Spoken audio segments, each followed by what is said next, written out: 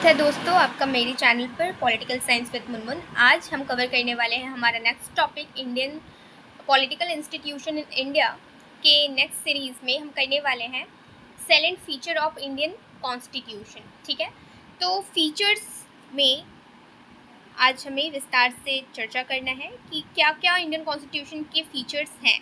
तो सबसे पहला जो फीचर है इंडियन कॉन्स्टिट्यूशन का, ये बहुत ही मैसी सा लग रहा होगा, लेकिन एट शॉर्ट यदि आप माइंड मैप की तरह खुद के नोट्स भी बनाओगे तो कंसाइज ही बनाते हुए चलिएगा, ताकि आपको रिव्यू करने के टाइम में इजी हो। और नोट्स ऐसे ही बनते हैं, है ना, जो सिर्फ आपको ही समझ में आने चाहिए, कोई और उसे समझ ना सके, राइट।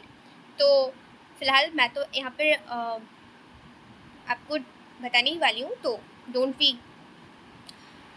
कि कैसे हम समझेंगे। चलिए तो हम स्टार्ट करते हैं कि इंडियन कॉन्स्टिट्यूशन के फीचर्स में सबसे पहला फीचर हम कॉन्स्टिट्यूशन का देखेंगे, that is rigid and flexible. हमारा कॉन्स्टिट्यूशन रिजिड भी है। इंडियन कॉन्स्टिट्यूशन को कहा जाता है कि भारतीय संविधान रिजिड कॉन्स्टिट्यूशन भी है और फ्लैक्सिबल भी है। रिजिड यानी कि हमारे संविधान में कुछ ऐसे रिजिड क्यों है और फ्लैक्सिबल हम क्यों बोल रहे हैं कि कुछ हिस्सा ऐसा तो नहीं कि कुछ पेज पर लिखे हुए हैं और कुछ रुई के ढेर पर लिखे हुए हैं, बिल्कुल भी नहीं। इसका एक सॉलिड सा रीज़न है। रीज़न ये है कि इंडियन कॉन्स्टिट्यूशन में कुछ अमेंडमेंट ऐसे हैं जिनको कि सिर्फ और सिर्फ सेंट्रल गवर्नमेंट के थ्रू ही किया जा सकता है, ठीक है, नॉर्मली। लेकिन कुछ ऐसे मसले भी होते हैं जिन पर स्टेट की भी सलाह लेनी आवश्यक होती है ना, मतलब state rectification is needed for some issues. वहाँ पर जो अमेंडमेंट है वो थोड़ा कॉम्प्लिकेटेड हो जाता है, क्योंकि हाफ ऑफ द स्टेट का रेक्टिफिकेशन चाहिए होता है यदि कोई भी ऐसा मामला है जो स्टेट को भी अफेक्ट कर रहा है। तो इसलिए हमने कहा कि कुछ जगहों पर हमारा इंडियन कॉन्स्टिट्यूशन फ्लैक्सिबल है, इस सेंटर के कंसर्न से ही अमेंड हो सकता है, एंड कुछ जगहों पर स्टेट का कंसर्न भी ज़रूरी होता है। That is why Indian constitution is a blend of rigid and flexible. अब क्लियर है ये point? Okay, now next point है हमारा लेंथीएस्ट। ऐसा कहा जाता है या कहा गया है या हम कहते हैं कि Indian constitution is the lengthiest constitution. ऐसा इसलिए क्योंकि इंडिया की यदि हम ज्योग्राफी देखें नॉर्थ से साउथ एंड ईस्ट से वेस्ट, तो it is a huge geography, right.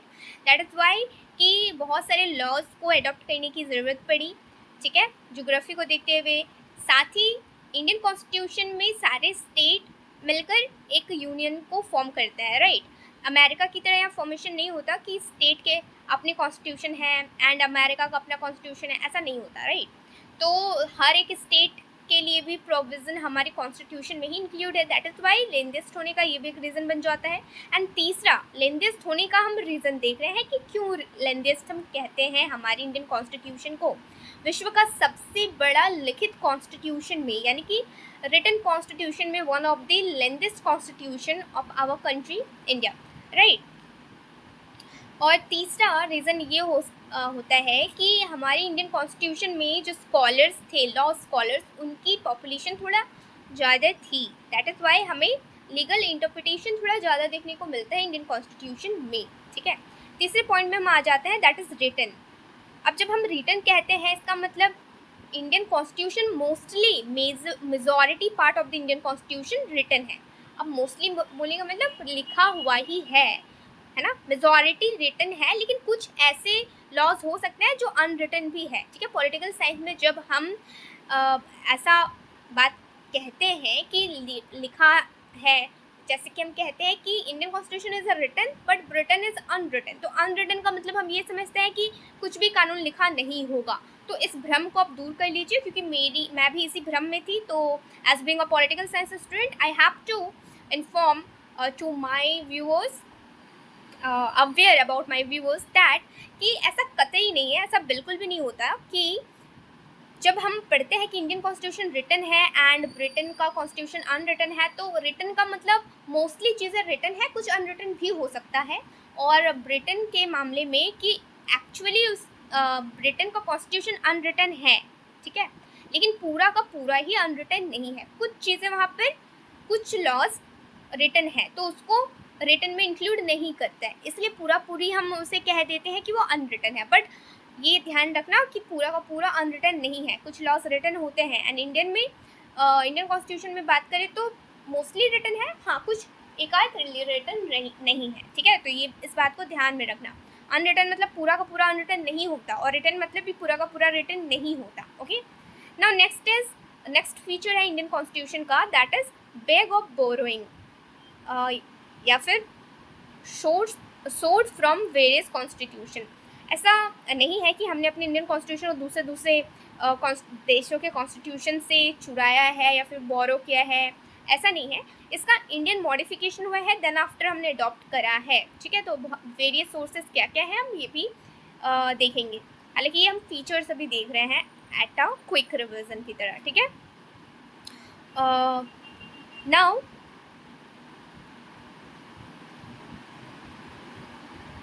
पांचवा फीचर है क्वासी फेडरल या फिर फेडरलिज्म। समझेंगे हम आगे क्वासी फेडरल या फेडरलिज्म क्या होता है, ठीक है।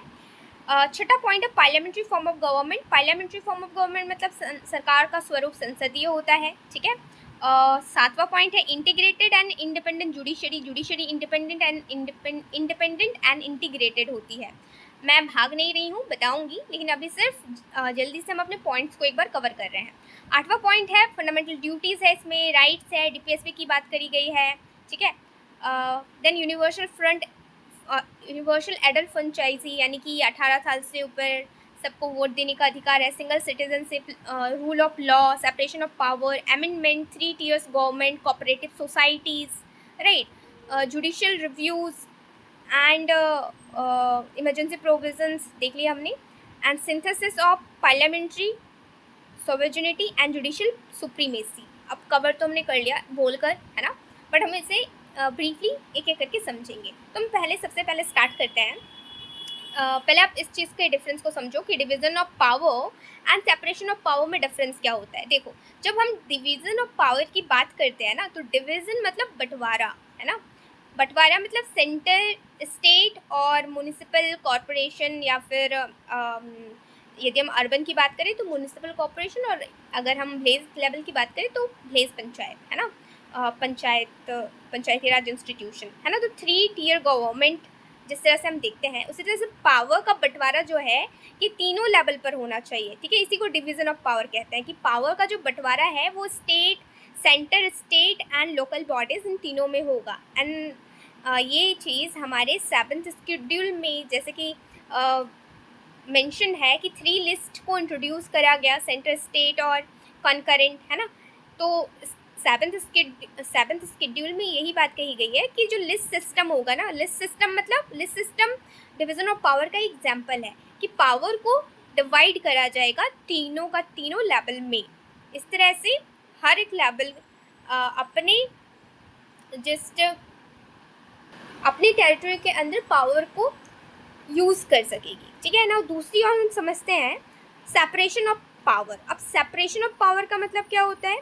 सेपरेशन ऑफ पावर, ये कंसेप्ट इंट्रोड्यूस करा गया था फ्रेंच थिंकर मॉन्टेस्क्यू के थ्रू, है ना। French thinker western political thinker हैं, राइट, जिन्होंने अपने और इससे हम कंपैरेटिव पॉलिटिक्स में भी इनके नाम को पढ़ते हैं वैसे, है ना। पॉलिटिकल थिंकर ना ही बोले, वैसे बोल सकते हैं, बट कंपैरेटिव पॉलिटिक्स में हम इनको पढ़ते हैं। और इन्होंने स्पिरिट ऑफ लॉज का कंसेप्ट दिया था, जिसमें इन्होंने 3 ऑर्गन्स ऑफ गवर्नमेंट की बात करी थी कि जैसे हम इंडिया में देखते हैं ना कि हमारे इंडिया में लेजिस्लेचर, जुडिशरी एंड एग्जीक्यूटिव, ये तीनों आपस में इंटीग्रेटेड है, यानी कि ओवरलैप। ये सर्कल भी मैं चाहती तो अलग अलग बना सकती थी ना, लेकिन मैंने ओवरलैप्ड बनाया है। ऐसा इसलिए क्योंकि सेपरेशन ऑफ पावर बताता है कि हमारे इंडिया में जैसे हम देखते हैं कि 3 ऑर्गन या फिर 3 ब्रांचेस ऑफ गवर्नमेंट है, लेजिस्लेचर, एग्जीक्यूटिव एंड जुडिशरी। और ये तीनों ब्रांचेस जो होते हैं वो एक अपना अपना काम तो ये खुद करते हैं। लेजिस्लेचर अपना काम करता है, एग्जीक्यूटिव अपना काम करता है, जुडिशरी अपना काम करता है, लेकिन ये तीनों एक दूसरे पर चेक एंड बैलेंस का भी काम करते हैं। इसका मतलब है कि अगर एग्जीक्यूटिव अपना काम ठीक से ना करे तो लेजिस्लेचर में नो कॉन्फिडेंस आ जाएगा, और अगर लेजिस्लेचर अच्छे से बिल या लॉज ना लाए, तो कॉन्स्टिट्यूशन को ध्यान में रखकर ना लाए, तो जुडिशरी उसको नल एंड वॉइड डिक्लेयर कर सकती है ना। तो इसी तरह से ये तीनों अपना काम भी करते हैं और एक दूसरे पर चेक एंड बैलेंस को भी कायम रखते हैं। तो यही होता है सेपरेशन ऑफ पावर, मतलब शक्ति का बंटवारा है तीनों का अपने अपने लेवल पर। और ये हो गया डिवीजन ऑफ पावर कि हर एक लेवल को पावर इक्वली मतलब डिवाइड करी जाएगी, डिवाइड करा जाएगा शक्ति, ठीक है। तो ये एक छोटा सा कंसेप्ट हो गया लेकिन बहुत इंपॉर्टेंट है, सो ध्यान में रखिएगा। नाउ अभी हमने फीचर्स में क्वासी फेडरल जैसे वर्ड को देखा। अब क्वासी फेडरल को समझने से पहले एक चीज़ अब समझो, यूनिटरी सिस्टम होता है एंड फेडरलिज्म होता है। तो यूनिटरी का मतलब होता है एकात्मक, मतलब सारा का सारा जो पावर होता है ना वो सिर्फ सेंटर के हाथों में होता है। इसका एक एग्जाम्पल यदि हम ले तो चाइना, जिसमें वन पोल ऑफ पावर होता है कि सारा पावर सिर्फ सेंटर के पास ही है और किसके पास नहीं होगा। दूसरी ओर फेडरलिज्म की जब हम बात करते हैं तो बीच में जो स्ट्रॉन्ग पोजीशन पर होता है वो सेंटर होता है, बाकी स्टेट भी सबऑर्डिनेट में होता है, ठीक है। जैसे कि हम यूएसए को समझ सकते हैं, यूएसए में फेडरलिज्म होता है, मतलब कि स्टेट के पास भी अपनी शक्तियाँ होती है और सारे स्टेट मिलकर एक संघ का फॉर्मेशन भी करते हैं, राइट। यूएसए में 50 स्टेट है और सारे स्टेट आपस में आकर उन्होंने सेंटर को मतलब सारे स्टेट आकर एग्रीमेंट करा है एंड सेंटर का फॉर्मेशन करा है, और सारे स्टेट के पास अपना कॉन्स्टिट्यूशन भी होता है। तो स्टेट के पास अपनी पावर और सारे मिलकर, और यहाँ पर क्या होता है सारे स्टेट जो पीपल होते हैं वो अमेरिका के स्टेट का भी उनके पास सिटीजनशिप होता है एंड वो अमेरिका के भी सिटीजन होते हैं, तो दो सिटीजनशिप होती है, राइट। तो इस तरह से आप ये समझो कि पावर यहाँ पर इक्वली डिवाइडेड है, सेंटर के भी पास है और स्टेट के पास भी हम देख रहे हैं ना, इक्वल डिवीजन ऑफ पावर देख रहे हैं बोथ दोनों state and centre. This called federalism कि पावर का इक्वल डिवीजन है सेंटर में भी और स्टेट में भी, राइट। लेकिन इंडिया में क्या है, क्वासी फेडरलिज्म है। अब ये क्वासी का मतलब क्या होता है कि सेंटर हमारे देश में ज़्यादा स्ट्रांग होगा। ऐसे यदि कुछ मसले या कुछ ऐसे मुद्दे आए जहाँ पर कॉन्ट्राडिक्ट आ रहा है यहाँ पर, या फिर जहाँ सोचना पड़ रहा है कि इस पर डिसीजन कौन लेगा, क्या स्टेट को इसका जिम्मा देना चाहिए या सेंटर को जिम्मा देना चाहिए, तो उस टाइम में सेंटर हर बार पहले ही रखा जाएगा, ठीक है। तो क्वासी फेडरलिज्म का मतलब होता है कि कोई भी मामला डिस्प्यूट हो जाए तो वहाँ पर सेंटर को ज़्यादा प्रायोरिटाइज करा जाएगा, ठीक है।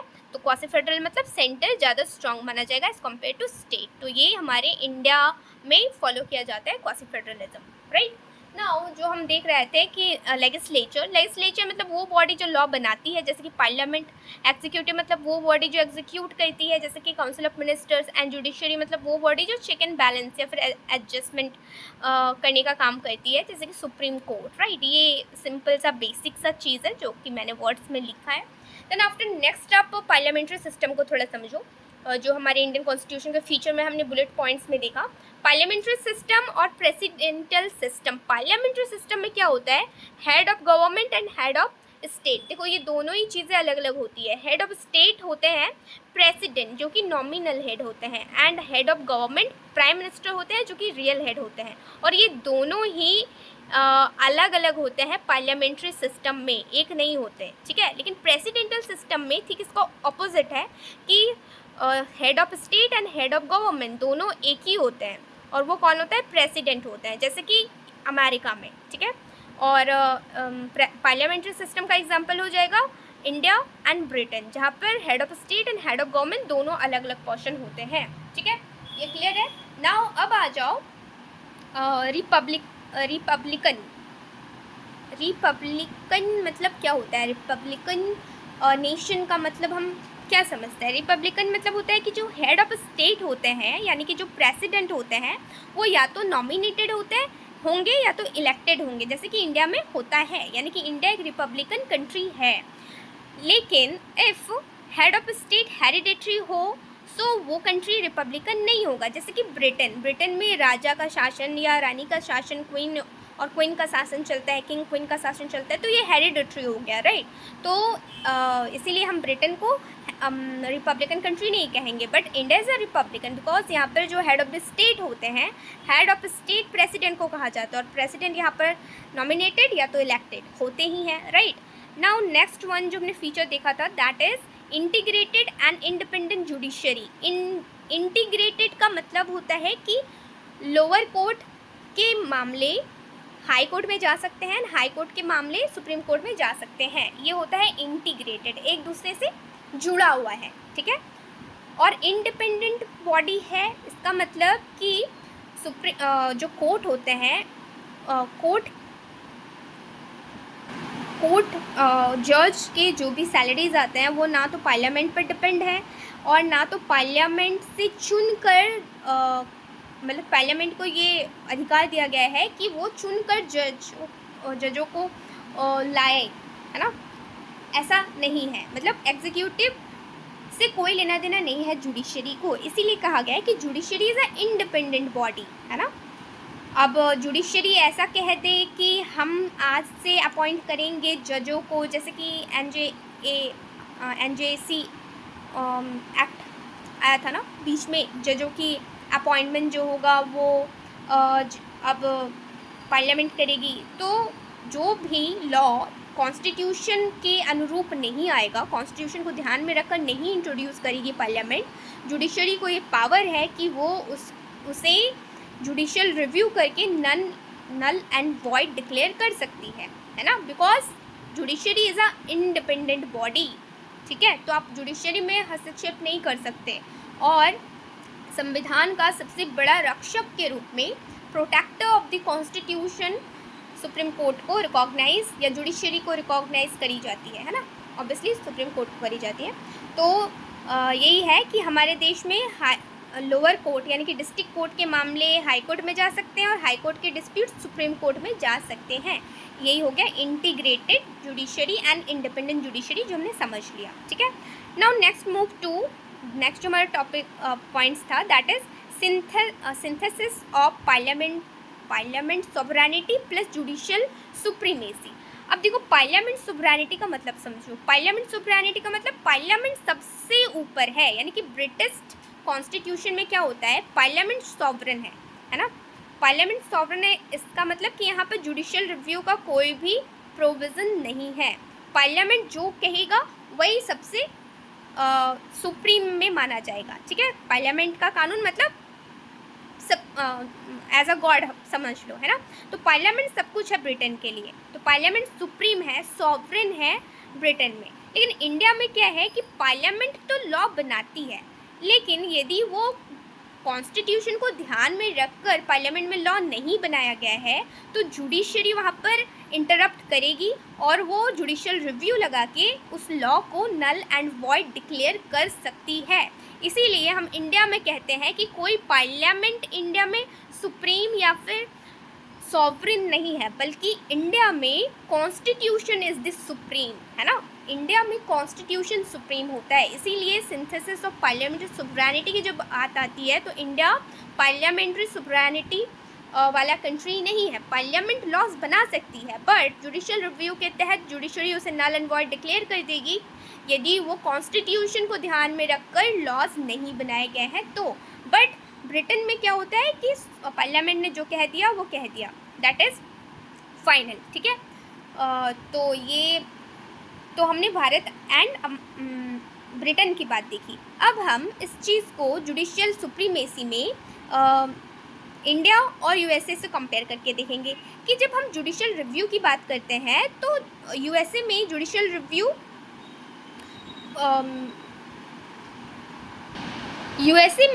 रिव्यू को ज़्यादा इम्पोर्टेंस दिया गया है, ठीक है। अभी हम एक केस भी देखेंगे जहाँ से इंडिया ने भी इसे जस्ट एडॉप्ट किया, ठीक है, फॉलो करना स्टार्ट किया। उसी तरह से इंडिया में क्या है, सुप्रीम कोर्ट जो होता है वो प्रोटेक्टर ऑफ कॉन्स्टिट्यूशन है और कॉन्स्टिट्यूशन में यदि कोई भी चीज़ बिना कानून को ध्यान में रखकर बनाई गई है तो जुडिशरी भी उसको उसके लिए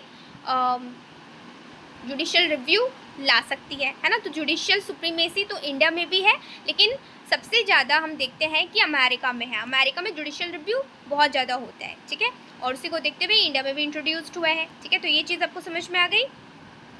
तो जैसा कि हमने अभी कहा था कि हम एक केस देखने वाले हैं, तो अमेरिका में केस हुआ था 1803 में मरवरी एंड मेडिसन केस, जिसमें कि जुडिशियल रिव्यू को सबसे पहली बार यूज़ किया गया था, ठीक है। जुडिशियल रिव्यू का मतलब होता है कि वैसे law review on basis of constitution. Constitution में जैसे पार्लियामेंट कोई लॉ बनाई है ना, लाई इंट्रोड्यूस करी, अब जुडिशरी उसे देखता है, चेक करता है कि क्या ये कॉन्स्टिट्यूशन को ध्यान में रखकर बनाया गया है। जैसे एनजेएसी वाला था, जजों के अपॉइंटमेंट के लिए एक लॉ लाया गया था, जिसे सुप्रीम कोर्ट ने बाद में नल एंड वॉइड डिक्लेयर कर दिया कि ये तो जुडिशरी में एग्जीक्यूटिव का घुसने का जबरदस्त मतलब जुडिशरी में एग्जीक्यूटिव ज़बरदस्ती घुसने की कोशिश कर रहा है। But judiciary is independent body, ये भूलना नहीं है ना, क्योंकि feature of the Indian constitution है, तो आप तो ऐसा कर नहीं सकते।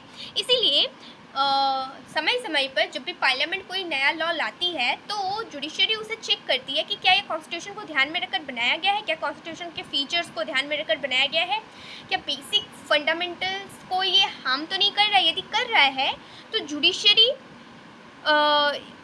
उसे नल एंड वॉइड डिक्लेयर कर देगा। यदि कर रहा है तो उसे नल एंड वॉइड डिक्लेयर कर देगा, और यदि वो लॉ कॉन्स्टिट्यूशन के अनुरूप ही आया है तो वो पास हो जाएगा, ठीक है, उस पर जुडिशियल रिव्यू नहीं लगेगा। तो अमेरिका में ये चीज़ हमने 1803 में देखा, 1803 में मरवरी एंड मेडिसन केस में, ठीक है, और अमेरिका में बहुत ज़्यादा स्ट्रांगली जुडिशियल रिव्यू को फॉलो भी किया जाता है ना। नेक्स्ट आप आ जाओ सिंगल सिटीजनशिप। अब सिंगल सिटीजनशिप इंडिया में तो है लेकिन अमेरिका में नहीं है। अनलाइक का मतलब होता है लाइक मतलब एक जैसा और अनलाइक मतलब एक जैसा नहीं, राइट। तो एक जैसा अमेरिका में नहीं है, क्योंकि अमेरिका के स्टेट की भी सिटीजन्स दी जाती है ना। हर एक स्टेट की अपनी सिटीजन्स मतलब जो स्टेट होता है उसकी भी सिटीजनशिप होती है, एंड पूरे अमेरिका की एक सिटीजनशिप होती है। जैसे जम्मू कश्मीर में कुछ टाइम पहले था, है ना, हम ऐसा कह सकते हैं, जब स्पेशल प्रोविजंस 370 आर्टिकल के तहत जम्मू कश्मीर को नहीं हराया गया तब तक, तो कुछ ऐसा ही अमेरिका के साथ भी है कि हर एक स्टेट का सिटीज़न भी आप हो और पूरे अमेरिका के भी सिटीज़न हो, लेकिन इंडिया में ऐसा नहीं है, वन सिटीजनशिप होता है। उसके बाद rule of law. Rule of law का मतलब रूल ऑफ लॉ दिया गया था एवी डाइसी के द्वारा, जो कि ब्रिटेन में हम देखते हैं। रूल ऑफ लॉ का मतलब होता है कि सरकार के पास लिमिटेड शक्तियाँ होती है, सरकार कुछ भी नहीं कर सकता। सबसे बड़ा सरकार नहीं होता, सबसे बड़ा कानून होता है, कॉन्स्टिट्यूशन होता है ना। तो कॉन्स्टिट्यूशन के अनुरूप सरकार या फिर गवर्नमेंट को चलना है, ना कि गवर्नमेंट अपने अकॉर्डिंग टू लॉज और रूल्स को मॉडिफाई कर देगी, ठीक है। उसके बाद है यूनिवर्सल एडल्ट फ्रेंचाइजी, जो पहले 21 ईयर्स का था, लेकिन 61st अमेंडमेंट एक्ट 1988 में इसे 18 ईयर्स कर दिया गया राजीव गांधी के टेन्योर में, ठीक है, जब वो प्राइम मिनिस्टर थे। उसके बाद फंडामेंटल राइट्स, जो कि सिटीजन्स के लिए है। फंडामेंटल ड्यूटीज़, ये भी सिटीजन्स के लिए है। तो फंडामेंटल राइट्स लिया गया है अमेरिका के कॉन्स्टिट्यूशन से, एंड फंडामेंटल ड्यूटीज़ ये यूएसएसआर यानी कि आज का रशिया से ये कॉन्स्टिट्यूशन अडॉप्ट करा गया है इंडियन कॉन्स्टिट्यूशन में, ठीक है। फंडामेंटल राइट्स पार्ट 3 में इसका जिक्र है इंडियन कॉन्स्टिट्यूशन के, और फंडामेंटल ड्यूटीज़ का जिक्र पार्ट 4A में है, ठीक है। और डीपीएसपीस जो होता है ये आयरलैंड के कॉन्स्टिट्यूशन से लिया गया है, आयरिश कॉन्स्टिट्यूशन से, और ये स्टेट के लिए होता है, ठीक है, ये सिटीजन के लिए नहीं होता है, जो पार्ट 4 में है। तो डीपीएसपी नॉन जस्टिसिएबल होता है, इसके लिए हम कोर्ट नहीं जा सकते कि ऐसा क्यों नहीं स्टेट ने किया, ऐसा क्यों नहीं स्टेट ने किया। कुछ सलाह दिए गए हैं स्टेट को कि यदि आप ऐसा करोगे तो आपके सिटीजन्स का आप भला करोगे, ठीक है। तो ये नॉन जस्टिसिएबल है, इसके लिए आप कोर्ट नहीं जा सकते। लेकिन फंडामेंटल राइट्स के लिए आप कोर्ट जा सकते हो। यदि आपके फंडामेंटल राइट्स का वायोलेशन हो रहा है तो you can reach out to courts, है ना। आर्टिकल 32 के तहत आप सुप्रीम कोर्ट जा सकते हो, एंड 216 के तहत आप हाई कोर्ट जा सकते हो, रीट फाइल कर सकते हो, राइट। तो जस्टिसेबल इन नेचर होता है फंडामेंटल राइट्स, जो कि हमारे पास 6 फंडामेंटल राइट्स हैं, ठीक है। पहले 7 थे, अब 6 है। कौन सा हटाया गया है, यदि आपको पता है तो आप कमेंट डाउन करना मुझे।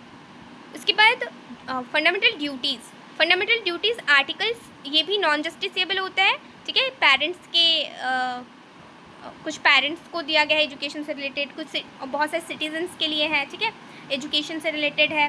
तो फंडामेंटल ड्यूटीज़ जब हम कवर करेंगे बहुत ही विस्तार से समझेंगे। वैसे फंडामेंटल ड्यूटीज़ के लिए भी आप कोर्ट नहीं जा सकते, ये भी नॉन जस्टिसेबल होता है, ठीक है, जो कि आर्टिकल 51A में इंक्लूड है। टोटल 11 ड्यूटीज़ है एंड 42nd अमेंडमेंट एक्ट 1976 में ही जोड़ा गया था। उसके बाद हमारा नेक्स्ट आता है कोऑपरेटिव सोसाइटीज़। कोऑपरेटिव सोसाइटीज़ का मतलब होता है, ये हम पॉइंट्स ही पढ़ रहे हैं जो हमने फीचर्स में देखी थी, ठीक है। वॉलेंट्री या डेमोक्रेटिक ऑर्गेनाइजेशन, मतलब जो स्वेच्छा से आप कर सकते हो। जैसे इसका एग्जांपल अमूल है ना, जो बहुत सारे दूध गायों के दूध को कलेक्ट कर डेयरी प्रोडक्ट्स बनाने का काम करता है। तो इसको अमेंड किया गया था 97th अमेंडमेंट एक्ट। इसके लिए कोऑपरेटिव सोसाइटीज़ के लिए अमेंडमेंट आता है 97th अमेंडमेंट एक्ट 2011 में, ठीक है। और इसके तहत फंडामेंटल राइट्स जोड़ा जाता है। आर्टिकल 19(1)(c) सी मतलब आप संघ बना सकते हो कहीं भी कंट्री में, ठीक है। तो क्या क्या इस अमेंडमेंट में जोड़ा गया? एक तो फंडामेंटल राइट जोड़ा गया, दूसरा DPSP जोड़ा गया, आर्टिकल 43B जोड़ी गई, ठीक है। इसके अलावा पार्ट 9B भी जोड़ा गया। आर्टिकल 243Z(H)2, आर्टिकल 243Z(T) तक का आर्टिकल भी जोड़ा गया, जो कि संघ बनाने का और कॉपरेशन बनाने का ये सब बात करता है। एसोसिएशन आप बना सकते हो, इन सब की बात ये करता है, ठीक है। ये सोशल और इकोनॉमिक पर्पस के लिए बनाया जाता है ना, कॉपरेशंस। जैसे अमूल का एग्जांपल हो गया, ठीक है। नाउ नेक्स्ट है हमारा the last and not the list one is that is emergency. Emergency जो कि आर्टिकल 352 के तहत नेशनल इमरजेंसी डिक्लेयर किया जाता है कंट्री में। आर्टिकल 356 के तहत स्टेट इमरजेंसी या फिर प्रेसिडेंट रूल, एंड आर्टिकल 360 के तहत फाइनेंशियल इमरजेंसी को इम्पोज किया जा सकता है कंट्री में, ठीक है। तो ये आज हमने जो समझा that is salient features of Indian constitution. तो हमने पहले बुलेट पॉइंट्स में देख लिया as a mind map, then फिर हमने एक एक करके सारे फीचर्स को समझने की कोशिश करी। अगर आपको अभी भी कुछ नहीं समझ में आया है और आप कुछ डीप इनसाइट जानना चाहते हो कि जैसे कोऑपरेटिव सोसाइटी से रिलेटेड कुछ और चीज़ें आप जानना चाहते हो, या तो जुडिशियल रिव्यू से रिलेटेड कोई जानना चाहते हो, कोई भी पॉइंट्स यदि आपको और समझना है, तो you can specially comment down कि ये टॉपिक के बारे में मुझे और समझना है, तो मैं उस पर भी सेपरेट वीडियो ले आऊँगी, ठीक है। तो आज के लिए इतना ही। तो take care and bye bye. हम मिलते हैं नेक्स्ट वीडियो में। एंड आप कमेंट डाउन करना मत भूलिएगा कि आपको मेरी वीडियोस कैसी लग रही है, क्योंकि आपका फीडबैक मुझे मोटिवेट करता है कि मैं नेक्स्ट वीडियो बनाऊँ।